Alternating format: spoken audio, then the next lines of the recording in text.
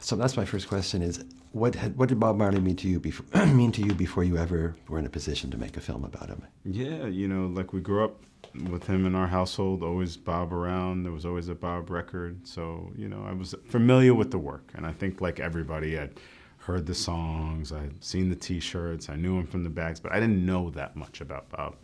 And so when the script came to me, I thought, oh, okay, this is interesting. I'd almost forgotten they hadn't made a movie about Bob at this point, or a fiction film.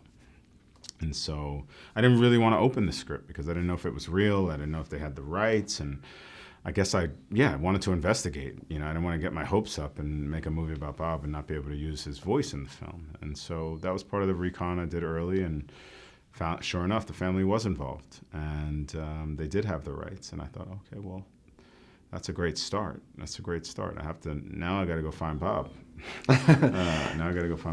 Now, you say it's a great start to have the family involved, and I can see in many ways it would be. There's another part of me that thinks, like you're going in with, you're obviously a very accomplished filmmaker, you're going in undoubtedly developing your vision of what you see for this film, and suddenly you have people very invested in it with undoubtedly their own ideas. So how did you navigate all of that? You hope through communication. That's how we do all of that. If you're quarterbacking, you have to be able to audible at the line, or whatever the analogy is. You have to be able to communicate. And I was fortunate to have, a very supportive family that wanted us to be successful in the making of the film. And they needed a filmmaker. Ziggy's a musician, so it was great for us to be able to use his strengths to help bolster our project. Language was a huge part of what this film is. I don't speak Patois. I'm not a native Patois speaker, so language is the foundation of this film. And then Bob, specific language, because his Patois it's a language in and of itself. So just having access to the family, having access to Bob by virtue of his children was a huge asset for us. And you didn't feel constricted, I suppose, just because it was so important. So important to them. I guess. Look, the short answer is no. No.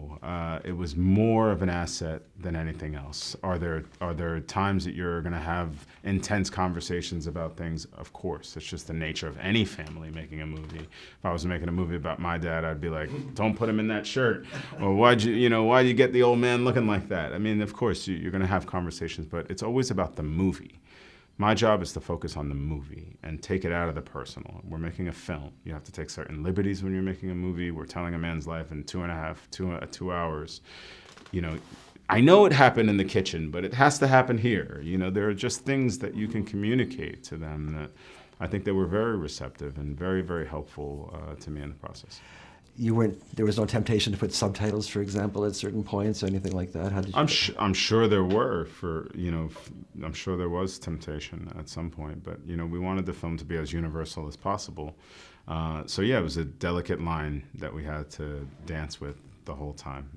And I knew that, when you watch an interview of Bob, you understand him. You may not understand every word, but you understand him. And so I thought if the film felt like that, then we get it. And that's part of the storytelling. Cinematically, can we tell it? Can we tell it emotionally? Can you understand what he's going through his struggle, through the silence, to the things that he doesn't say? And we'll fill in the blanks, it was dialing it in. There were times that we went too far and I had to pull back. But then there were times that we went too far and it was okay to go too far.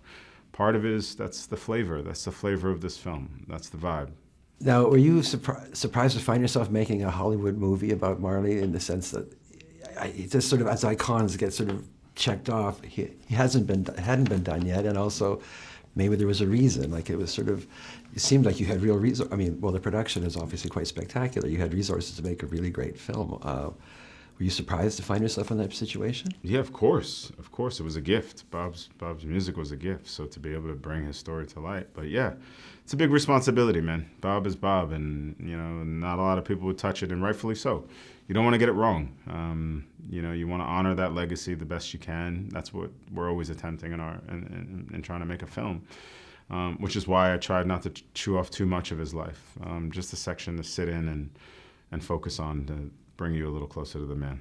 Yeah, no, that's really, obviously, I think you might have said in some notes somewhere else that there's a million stories to tell about him. How did you arrive at that, to tell that story? I mean, and it seems to make so much sense now that we see the film. Yeah, well, I think Exodus is the album that took Bob from being sort of a national hero to a global superstar.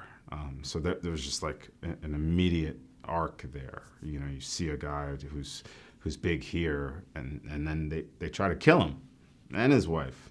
That would change anybody. So he underwent this traumatic experience, and then he put it into his music. And that just felt like a window to capture in a man and a husband and a father and a musician. And it's the album that most of us know. It's most of the songs that a lot of folks know about Bob. It's what took Jamaica from being this tiny nation and put him on the map in terms of reggae. The reach was incredible. Bob's music reach was incredible during that time. So was the celebration of his life. You know, he gets his cancer diagnosis, but we sort of get out before the end there, and it felt like the right period of time to capture. Mm-hmm. Definitely, right. So, and the use of the flashbacks was great. Gave us enough of a taste, which is great. And you were very fortunate with your younger actors. I'd say, like they were pretty spectacular. Yeah, I'd like to say they had a pretty good director. Now, how did you resist staging the final concert, right, and making the decision to go with documentary footage? Well, I think again, I think it felt. In the script phase, we had ended at the concert, and that felt like the most natural place. But then as we got closer to the finish line, I realized that something didn't feel right about it, and we needed to end earlier. There was something just about where Bob and his spiritual ending, that's what this film is about, his spiritual ending, because that's the transcendent moment for me in the film. It's about transcendence. That you feel Bob is still here. He's still omnipresent. He's not gone. His music is still here. His message is still here. And I wanted the ending to feel like that.